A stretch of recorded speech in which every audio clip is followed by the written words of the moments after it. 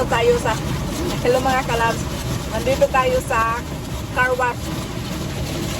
Ayan.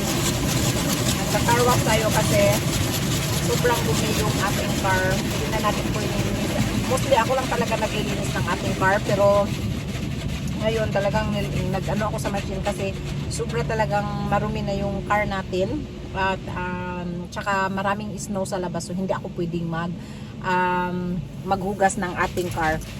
So ayan yung background natin, medyo madilim kasi nandito tayo sa loob ng car at madilim dito, walang ilaw. Ayan, so yan mga kalabs, ito gusto ko lang i-ano sa inyo dahil sa thumbnail natin na unexpected, ano ba yan, sandali lang, sandali. Ayan.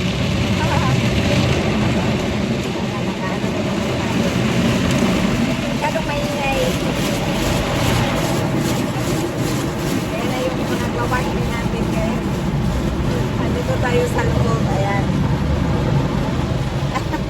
Gusto ko lang i-share sa inyo. So ayun po mga kalabs, yung sa title po natin, sa ano po natin. So yun po, ipipinto ko lang unexpected miracle in Christmas Eve. Ayan.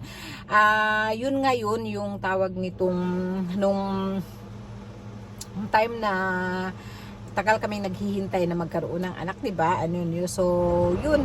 Gusto ko lang ikwento sa inyo ang buong. Kasi meron kasi nagtatanong na bakit matanda na raw akong nanganak, and then, bakit late daw at bakit isa lang. So, ayan po, ang rason po is, before po kami nagkaanak ni Vincent, ay nagpaalaga po kami ng 5 years and a half, pero hindi talaga kami binigyan. So, nag-decide kami. Ewan ko kung maririnig nyo ito kasi ayan o, maingay yung nagwawash ng ating car. So ayan, nagbablog tayo habang nagwawash yung car. So ayun, 5 and a half po kami nagpaalaga pero wala talagang result. Lahat na ginawa namin wala. So nag-decide po kami na mag-stop kami ng nag-decide po kami na mag-stop ng treatment ba yun. Tapos yun, nag-decision kami is October 2011, and then yun, kami, tapos November, ng mga beginning of November, sabi ko sa asawa ko, one last chance, sabi kong ganun, tayo. So nagpunta ulit ako sa isang napa-specialist, nagpunta ako, tapos ang ginawa lang talaga mga kalabs is inurong lang talaga yung menstruation ko. Sabi, iurong na lang daw niya. So inurong niya, nag-take ako ng medicine ng 14 days, inurong niya. And then tapos dapat by end kasi mga November na yun. So mga end of November, so nirigla ako ng 11, nirigla pala ako ng mga end of November. Mga end of November ako nirigla noong time na yun. Then kasi inurong nga yung rigla ko, ganon yung menstruation ko, yung circle ko inurong. Ngayon di mga end of November yun. Tapos dapat may treatment ako maalala ko talaga 29, may treatment ako ulit sa doktor, may appointment ako sa doktor ng December 29 before New Year, after Christmas yun Then ang nakakaano noon dahil nung Christmas Eve, syempre ako yung tawag nitong yung na-excited or iniisip yung treatment. Hindi ko naisip talagang bigyan ng regalo, magbili ng regalo para kay Davide. So nagpack po ako ng regalo with only card na sabi ko ang sabi ko doon sa card na hindi ako nakaisip ng anong iregalo ko. So whatever you like to have in this Christmas, na sana'y ikaw pipili at sana'y magustuhan mo, or any surprises na gusto mo, pero hindi ako nakabili.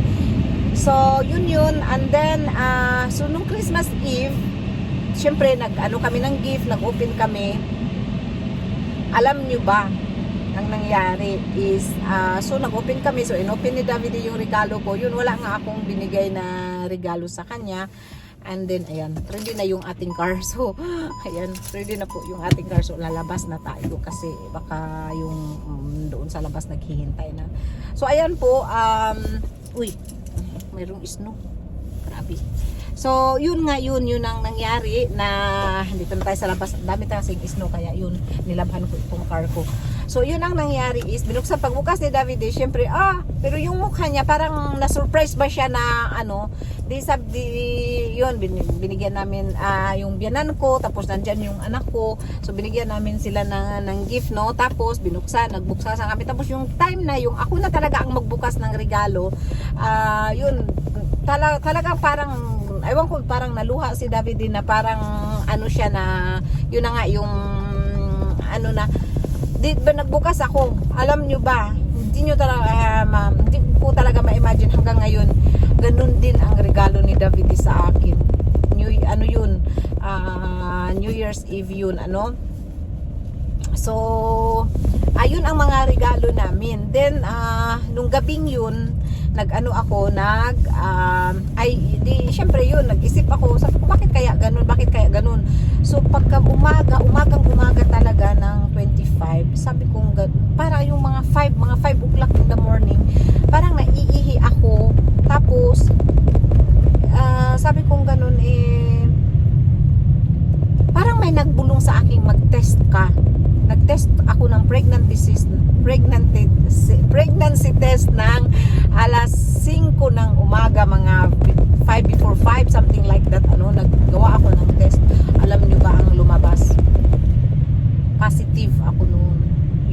Yun talaga, hindi na ako nakatulog, iyak ako ng iyak na hindi ko maintindihan. Sabi ko, yung regalo namin ni David, na regalo ko sa kanya empty, regalo niya sa akin empty, nagiging full of happiness talaga. Hindi na namin kinailangan ang regalo, wala na talaga, kundi yun ang regalo namin. Yan na yan, si Vincent ang aming regalo. So actually hindi siya IVF, hindi siya insemination, natural siya. So yun ang kaya parang minsan ko na ang Panginoon talaga mayroon talaga siyang purpose, mayroon talagang reason, and everything mayroong reason talaga. So in that day, I really believe that God exists. God, mayroon ang Panginoon. So ito, gusto ko talagang i-upload ito in New Year's Eve, Christmas Eve, kasi nangyari ito ng Christmas Eve, so sana sa lahat ng nawala ng pag-asa dyan, huwag kayong mawala ng pag-asa, dahil God has a perfect time for you.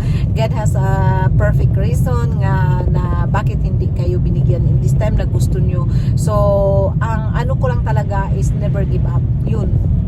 Never give up and chase your dreams. Kasi darating din yan sa buhay nyo. So, ayan po, ito po ay daming snow dito sa amin, at yun, gusto ko lang i-share sa inyo dahil parang magical. It's magical talaga sa amin. Para sa amin, it's magical. Hindi ko alam para sa inyo, but this is based on a true story na mayroon po ako gagawa po ako ng libro nito, pero in Finnish dito sa Finland, at hindi pa na process, pero nakausap ko na yung book, yung ng publisher, at very good story daw sa aking buhay about never give up. It's a very small book, but it's full of love and information about people who gives up at once. So sana wag kayong mag-give up, at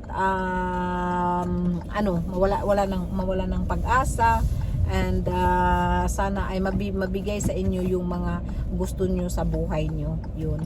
Ayan, so marami pong sasakyan dito, at na yung sasakyan ko. Na-stop na dahil maraming snow.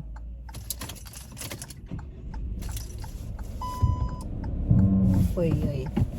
Sandali.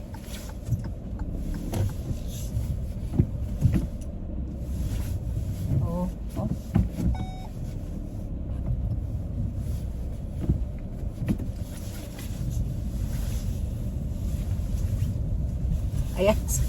Kasi masyadong slippery at ang daming snow, kaya hindi tayo makapasok, or yung sasakyan natin na nai-stuck yung sasakyan natin. Ayan, so ayun lang po ang gusto ko lang i-share sa inyo kasi super para sa amin masayang-masaya kami, and then I know that God is with us. So yun, kaya gusto kong i-share sa inyo itong aming experience sa being as a couple, being as a family. So we are so happy and very blessed na nagkaanak kami kahit isa lang. And then of course after noon, saka ako naikwento, di ba? So yan, nandito na po ako sa pharmacy kasi kukuha po ako ng medicine sa aking tuhod. So saka ko din yan ikwento. So see you later. Thank you so much for watching, and I wish you all the best. I wish you happy Christmas, and shout out sa lahat kay Melba Vindes, Cherry Solis, Maria Salas, kay Beastie Buddy, kay Ilma, kay Abitski TV, sa lahat-lahat ng ating mga mga supporter dyan. Shout out sa inyo. God bless and I love you all. Thank you so much for watching. I miss you all. Bye. Shout out po.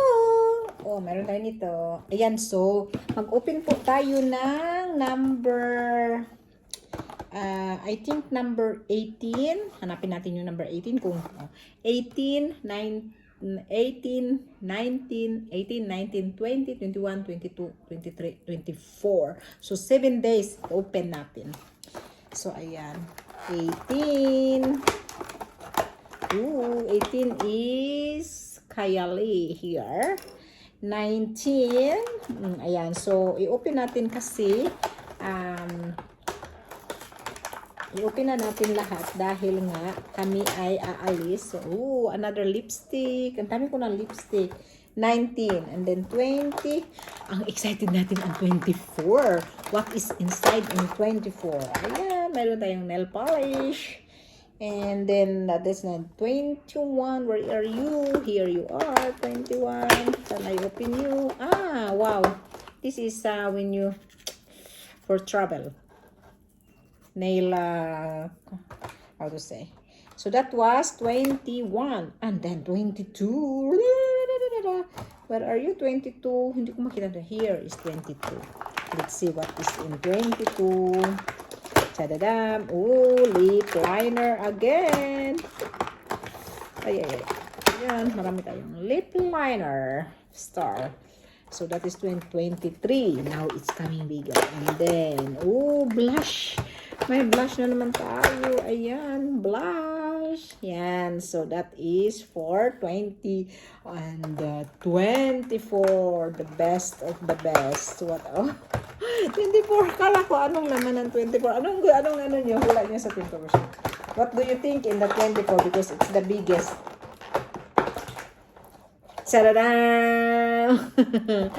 So, we finish our advent calendar in this. And then, we are going to have this. So, 19. Where are you, 19? So, number 19. This is only 23 in this. So, we have 19 here. Nope. We don't have 19. So, the 19 is here. So, now we will open. Yeah, it's a bit hard to open. Uy. And another lipstick. So, beauty. Uy. Very red lipstick. Ayan. So, it's very red lipstick. Then, that is 19. And then 20. Where are you? 20. There is 20 here. Oh, no. 18. The 18. Still not open. So, 18. Oh, yung 18 dito, the 18 here has this, but it's golden for the nail. 18 and then 19, so 20. We will open 20 here. 20 is a lip liner. Ayan, lip liner. Hindi ako maubusan ng makeup. 20, so 21 was somewhere here. 21, no, 20, this is 23. 21 is here. So what we have on 21? The 21 is a sticker to put here. Yeah, so And then 22. Where are you? 22. Here is the 22. What do you think, 22? What do you think there is in 22? 22 is, this is mascara with glitters. Wow. Ayan, mascara with glitters. Yan, so that is 22. And 23 is, what we have here, 23 is, so the last but not the least, number 24. Cha-cha, the Royal Romance. The biggest of the biggest. Wow. What is here? What we have here? Wow. Ayan, my color. Wow, ang ganda. So, pwede tayong maglagay ng makeup today. Like this. Like this. And then we will put maybe darker here. Oh, anong say nyo? Beautiful na ako. Yan. So, yan ang ating makeup na natanggap. Wow. So, ang dami kong natanggap. So, thank you so much for watching.